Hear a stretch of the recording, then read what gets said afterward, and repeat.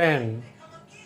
Today I explain the science paper number 3, section C of Sankalp assignment. I can show you the front page of the Sankalp assignment.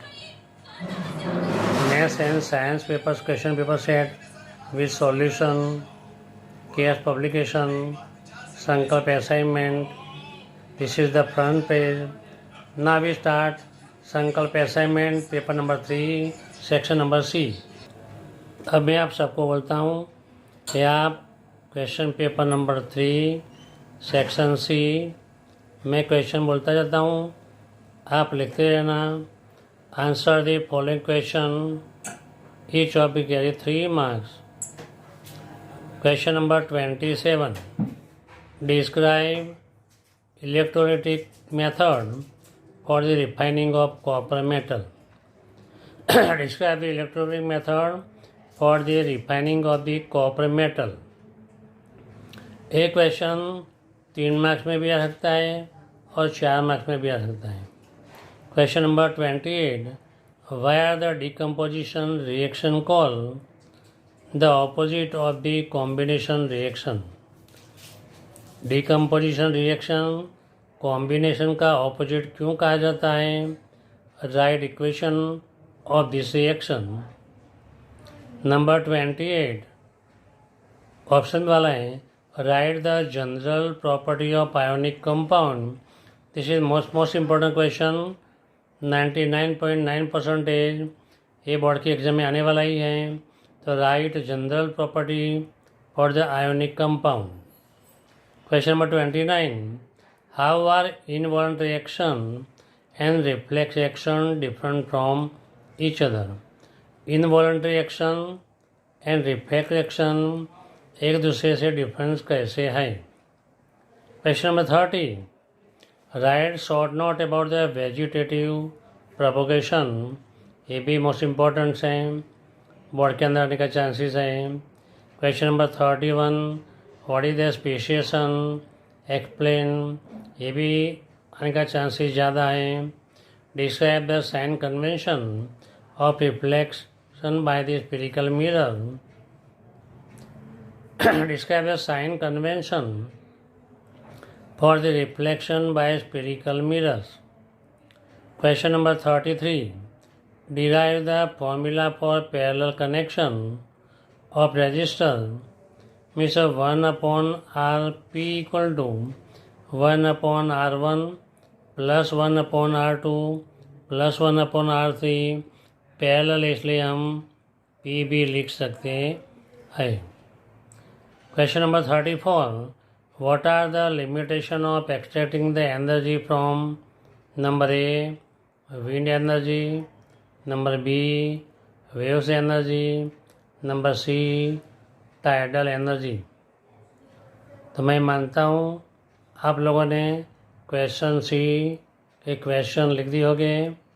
इसके बाद 27, 28 एक के बाद मैं सबका answer explain करूँगा, वो ध्यान से सुनना, बाद में लिखना। Now start the answer of section C. Answer number 27, refining of copper metal by electrolytic process. देखो ये डायग्राम के अंदर ये बीकर है, कंटेनर है, इसके अंदर एनोड है। एनोड मतलब पॉजिटिव आयन, कैथोड मतलब नेगेटिव आयन। एनोड पे इम्प्योर रोड और भी कॉपर हैंग किया हुआ है। यहाँ थिन स्ट्रिप और pure metal cathode means negative पे हैंग किए, मतलब लगाई हुई है। जो सॉल्यूशन है इसको इलेक्ट्रोलाइट सॉल्यूशन। इलेक्ट्रोलाइट सॉल्यूशन तो कॉपर का इलेक्ट्रोलिसिस करना है, इसलिए कॉपर सल्फेट लेना पड़ेगा। तो क्वेश्चन आ सकता है, which is the electrolyte solution in process of refining of copper. तो copper sulphate. In anode which is put at the electrolysis process of the copper metal, तो impure copper metal। Which is the on cathode hang the strip, the thin strip of the pure metal of copper. तो anode means positive, cathode means negative. यहाँ जो impurity है यह impure था, copper pure mixing हुआ ionisation से, और जो बचा मतलब जो इम्प्योरिटी थी नीचे कलेक्शन हुई, इसके बड़े इम्प्योरिटी में से एनोड के नीचे कलेक्शन हुआ कचरा, नाम दिया anodic mud. Anode mud, anodic mud, हम कोई भी वर्ड यूज़ कर सकते हैं। Now start the answer. The metal produce by the various reduction process are not very pure. हमारे रिडक्शन प्रोसेस हमने सीखे, कभी कार्बन से रिडक्शन होता है, मेटल से रिडक्शन होता है, पर ये जो रिडक्शन के मेटल मिलती है वो टोटली प्योर होती नहीं है। The content the impurity which must be remove to obtain the pure metal. Simple बात है कि भाई प्योर मेटल ऑब्टेन करने के लिए जितनी भी इम्प्योरिटी है वही तो रिमूव करनी पड़ेगी।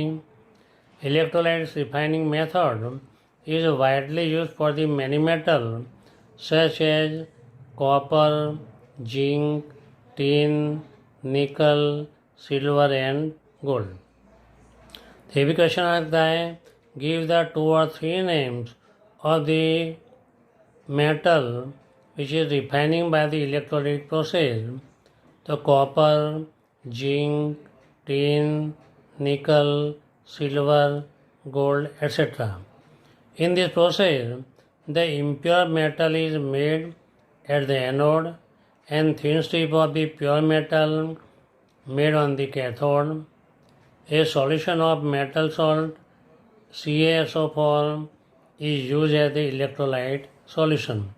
तो ऐसा क्वेश्चन आ सकता है, for the purification of copper which is taken as the electrolyte solution, तो CaSO4।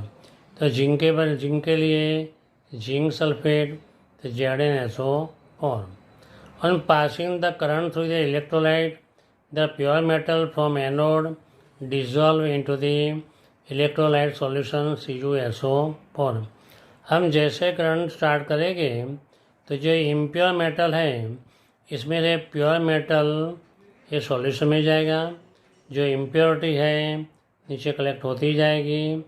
जितना प्योर मेटल ये सॉल्यूशन में जाएगा इतना ही प्रपोर्शन के अंदर प्योर मेटल सॉल्यूशन में ये प्योर थिन स्ट्रिप है वहाँ स्टिक होता जाएगा। An equivalent amount of the pure metal from the electrolyte solution is deposited on the cathode. The soluble impurity goes into the solution. जो soluble impurity है ये solution में जाएगी। The insoluble impurity settle down at the bottom of the anode and also known as the anode mud. जो impurity which is not dissolved in solution, copper sulfate, is collected under the anode, therefore it is known as the anode mud. So define the anode mud. So in the electrolysis of the metal, the insoluble impurity settle down at the bottom of anode pole are known as the anode mud. ये भी question आ सकता है। Now we start answer number 28. The decomposition reaction is opposite of combination reaction. हम पहले decomposition reaction बताएंगे, बाद में इसका ऑपोजिट दिखाएंगे, तो मालूम पड़ जाएगा कि ऑपोजिट क्यों है। In the decomposition reaction single compound be broken down to the product of 2 or more simple substance. Example, heating the mercury oxide decompose into the mercury and oxygen. Means a single compound में से 2 or more than 2 compound के अंदर divide होना इसको बोलते हैं decomposition. Decomposition in a combination of reaction 2 or more. इसे बिल्कुल उल्टा, composition reaction of 2 or more ये 2 है, सपोज HgO2 HgO बन जाएगा, Mg + O2 MgO बन जाएगा, सल्फर + O2 सल्फर डाइऑक्साइड बन जाएगा। ये magnesium combine with oxygen to give a magnesium oxide 2 Mg + O2 2 MgO। The decomposition reaction is the opposite of the combination reaction। देखो decomposition में क्या हुआ, कभी वन कॉम्बिनेशन के अंदर, वन कंपाउंड के अंदर से 2 या 2 और मोर देन 2, कॉम्बिनेशन 2 है तो 2 पार्ट बने। कॉम्बिनेशन में क्या, कॉम्बिनेशन मतलब इकट्ठा करना, 2 को कलेक्शन करके 1 हुआ, इसको बोलते हैं कंपोजिशन। और 2 पार्ट में डिवाइड होना decomposition. Therefore they are opposite to each other. Now answer number 28, general property of ionic compound are as under. Most important है, तो आपको ऐसी तरह हेडिंग लगाना पड़ेगा, write the general property of ionic compound. तो इसका आंसर लिखो 28 number. The general impurity of ionic compound are as under। नीचे अंडरलाइन करने की, हमें पहले नाम लिख दो, physical nature, number 2 melting and boiling point, number 3 solubility, number 4 conduction of electricity. पहले 4 नाम लिखने का, इसके बाद एक्सप्लेन करने का। नंबर 1 फिजिकल नेचर, नीचे अंडरलाइन कर दो। Ionic compounds are solid and are somewhat hard. This hardness due to the strong force to attraction between positive and negative ion. This compound generally brittle and break into the pieces when pressure is applied. So what is the physical nature? Which type of? The ionic compounds are solid and are somewhat in the hard. This hardness due to the strong force of attraction between positive and negative ion. This compound generally brittle and break into the pieces when pressure is applied on it. Number 2, melting and boiling point. Ionic compound have the high melting and boiling point. This is because considerable amount of the energy, means more amount of the energy is required to break a strong inter-ionic interaction। जो strong bond है, इसको तोड़ने के लिए, इसको break करने के लिए ज़्यादा एनर्जी की ज़रूरत पड़ती है, इसलिए melting point and boiling point ज़्यादा है। Number 3 solubility.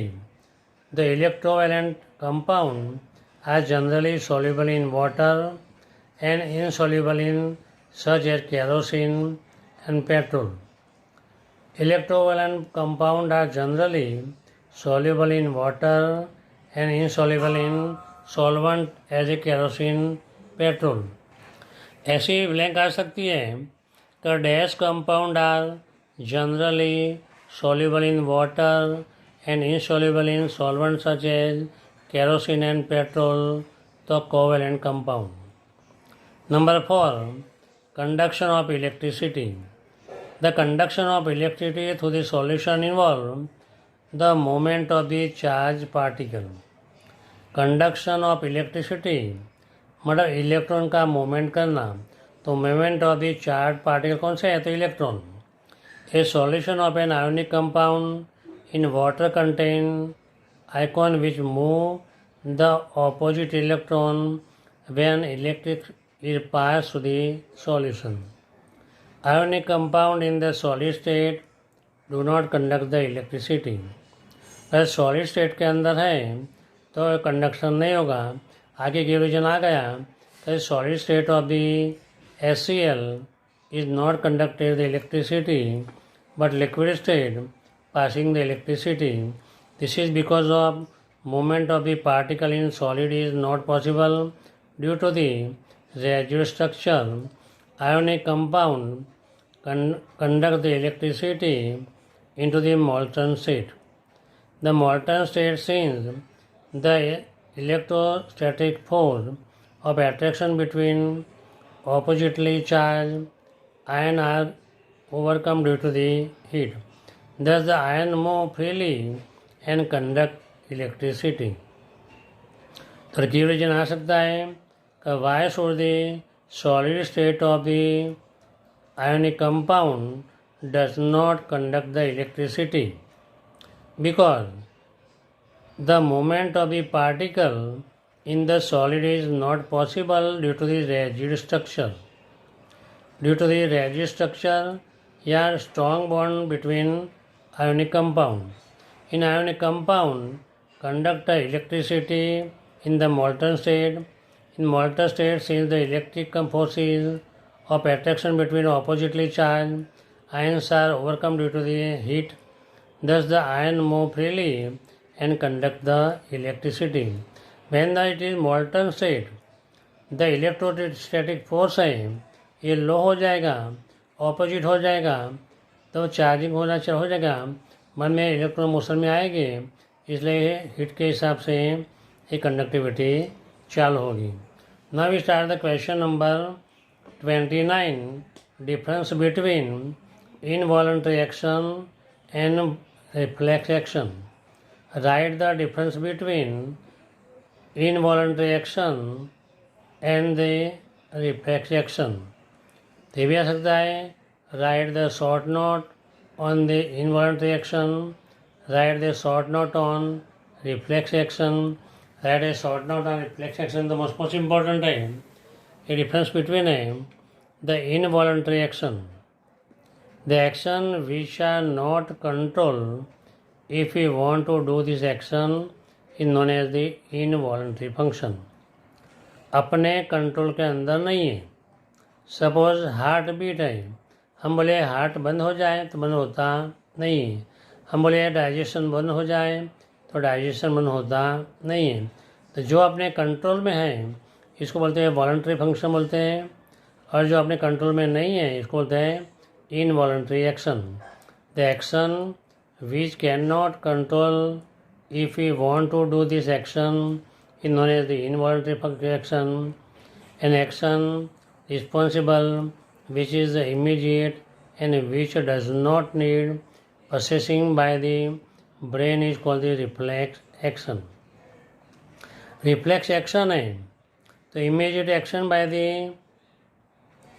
spinal cord, and after processing the metal message is supplied to the brain, so brain is reflex action.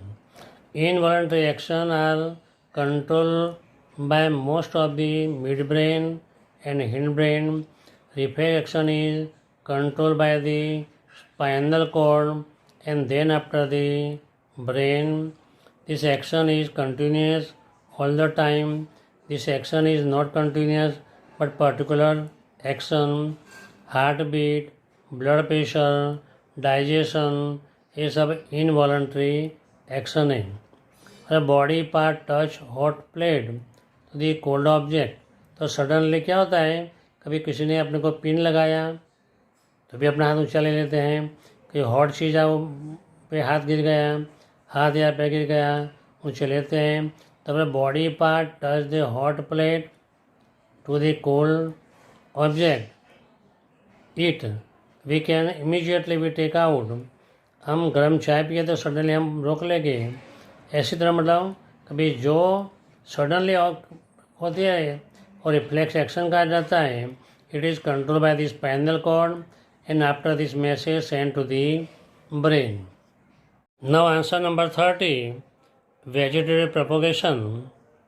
देखो डायग्राम के अंदर ये ब्रायोफिलियम का लीव्स है, ये नोक है मतलब खड्डा पड़ गया हुआ है, मतलब कॉर्नर जैसा है.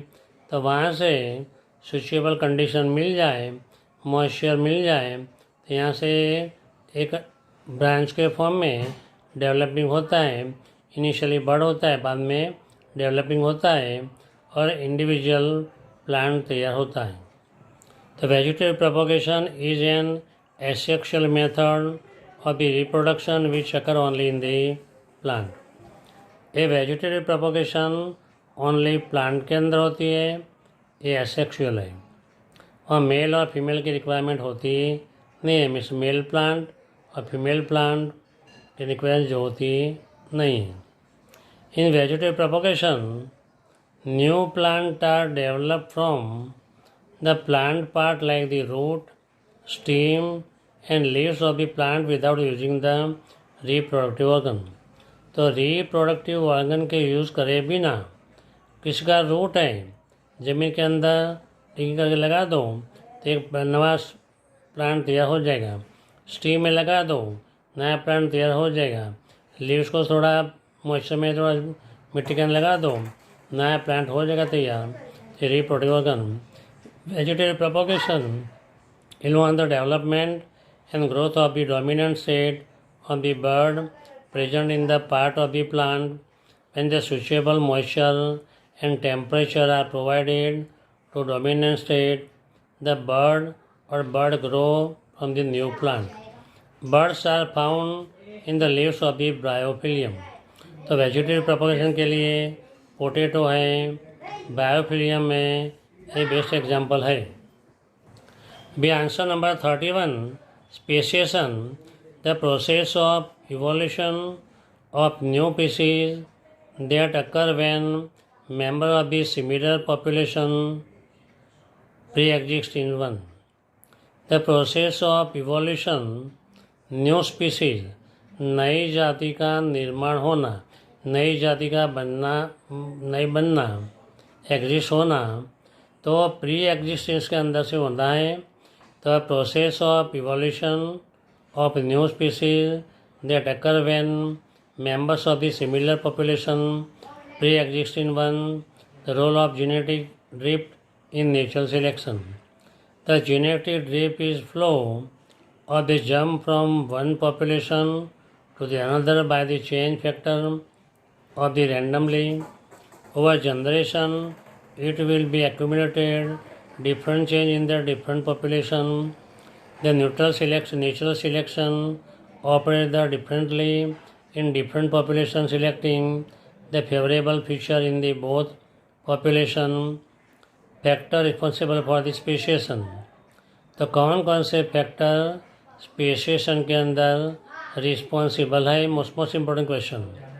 तो speciation evolve of reproductive isolation among the one interbreeding population, genetic drift, natural selection, severe DNA change.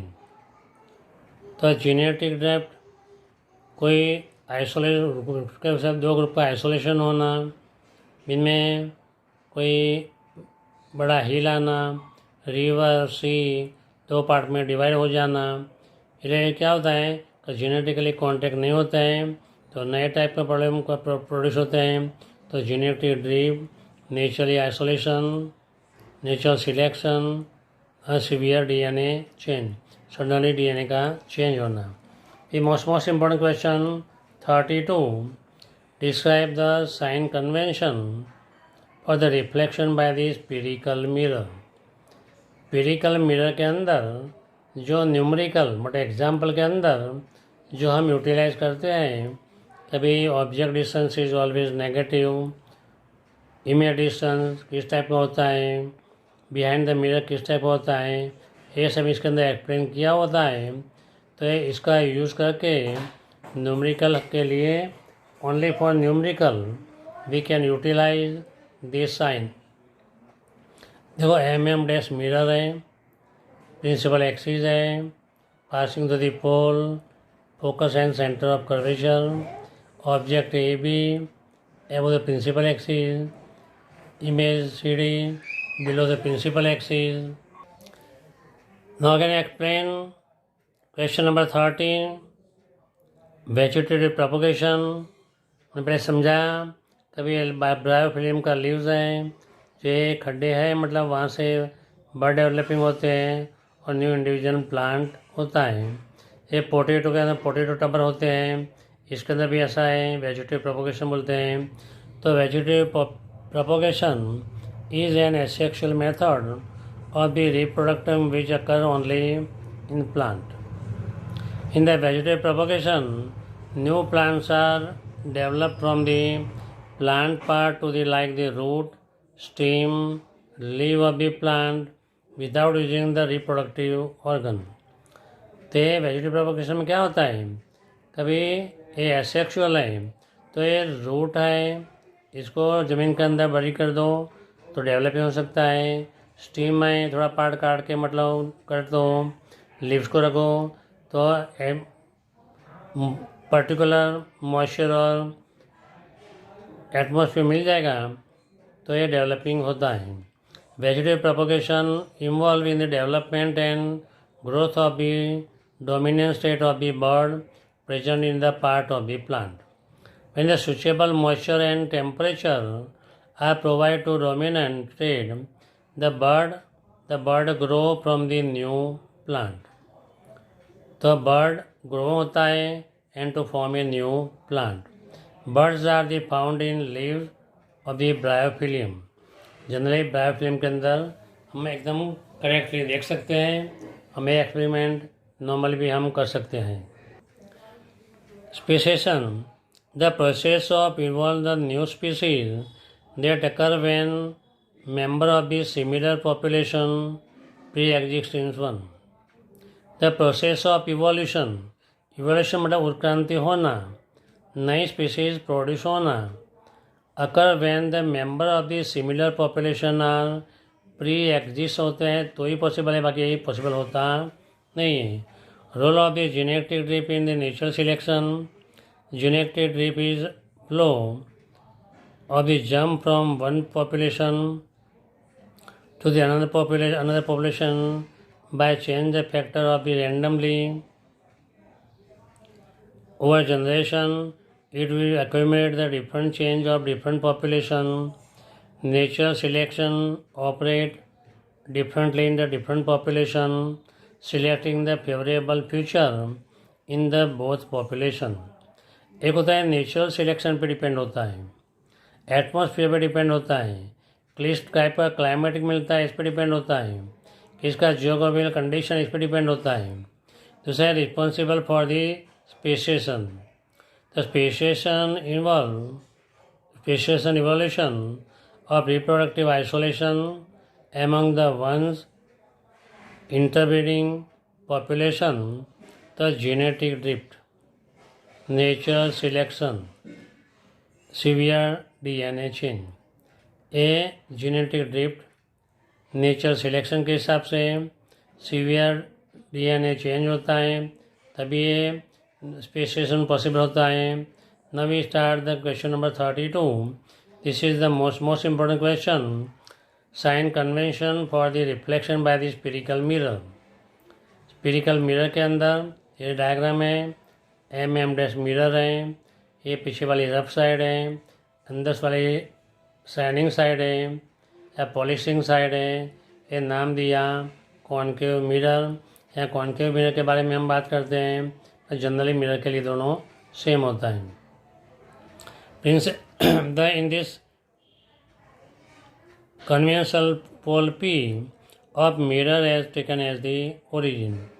जो Y axis X axis pole origin होता है, तो जो मिरर का पोल है ये ओरिजिन पे रख दो।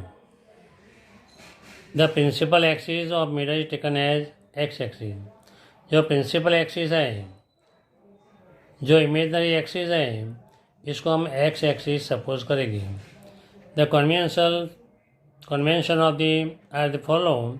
The object is always place in left side of the mirror. तो जो ऑब्जेक्ट है परमानेंटली मिरर के लेफ्ट साइड के अंदर रखी जाती है, ये भी नेगेटिव होती है।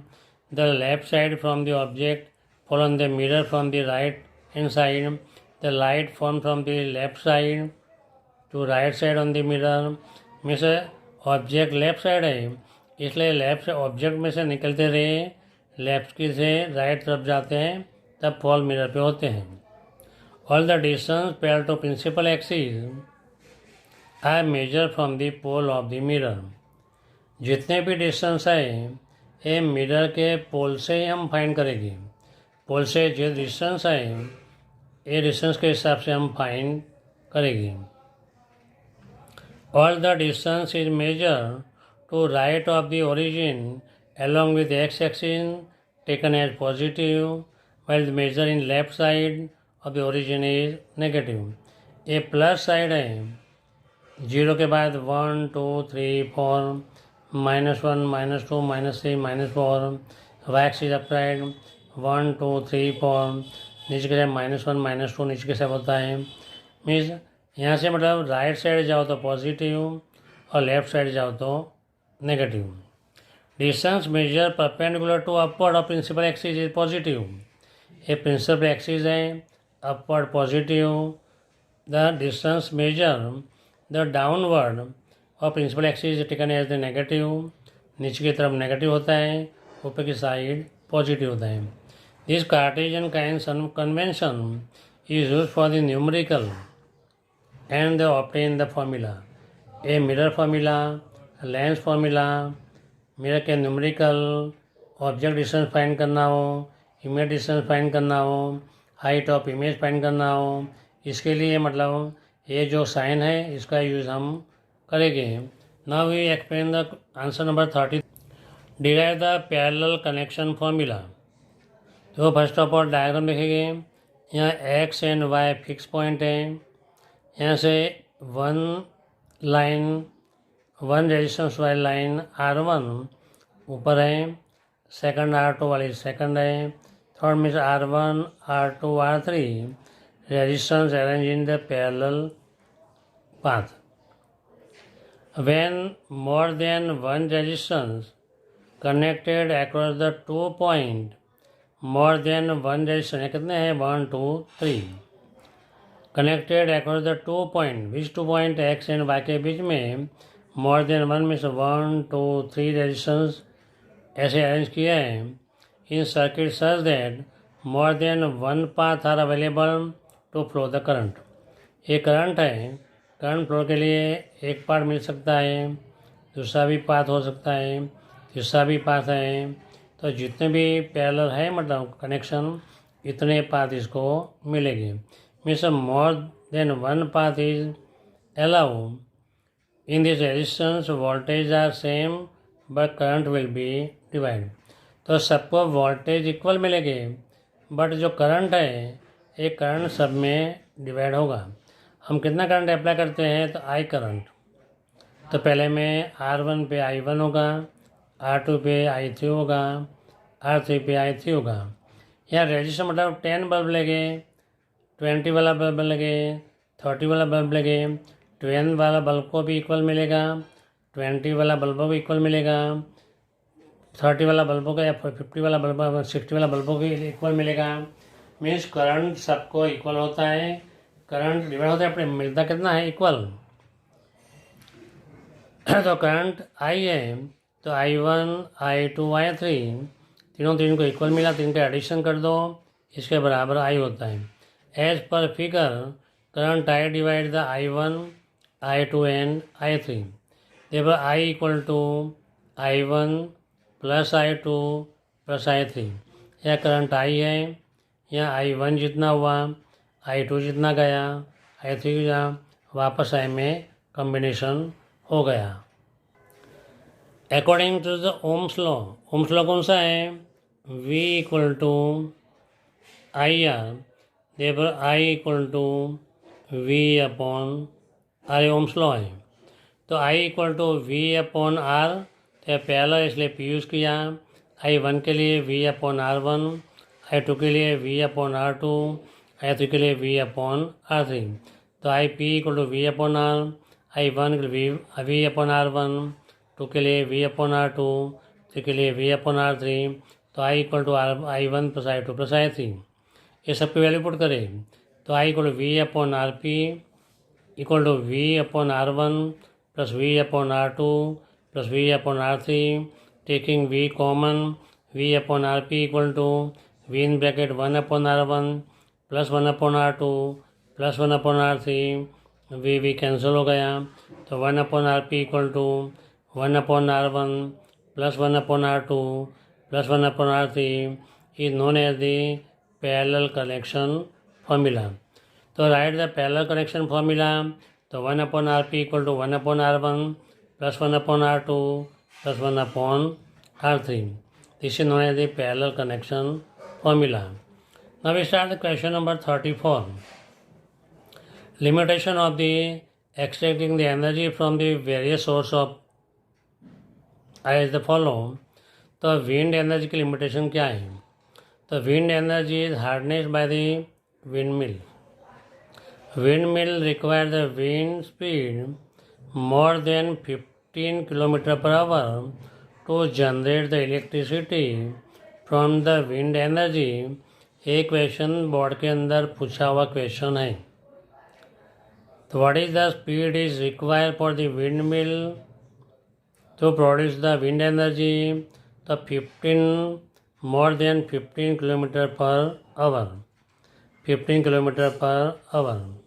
A large number of windmills are required to get a feasible outcome which occurs in large area. इसको लार्ज एरिया की ज़रूरत पड़ती है. Cost of the establishment mill will be too high. तो हर एक की कॉस्ट हाई हिसाब से पूरे विल्ड फार्म एस्टैब्लिश कर दो तो कॉस्ट बहुत ज़्यादा ऊँची होती है. Due to the moisture wind from the sea more maintenance is required.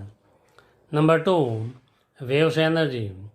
Very strong ocean waves are required in order to extract energy from wave. जो waves आते हैं थोड़े strong और high level वाले होने चाहिए. Waves are not available all the time. ऐसे wave जहाँ all time मिलते हैं वहीं यूज़ कर सकते हैं, लेकिन सभी जगह पॉसिबल होता नहीं है. Tidal energy.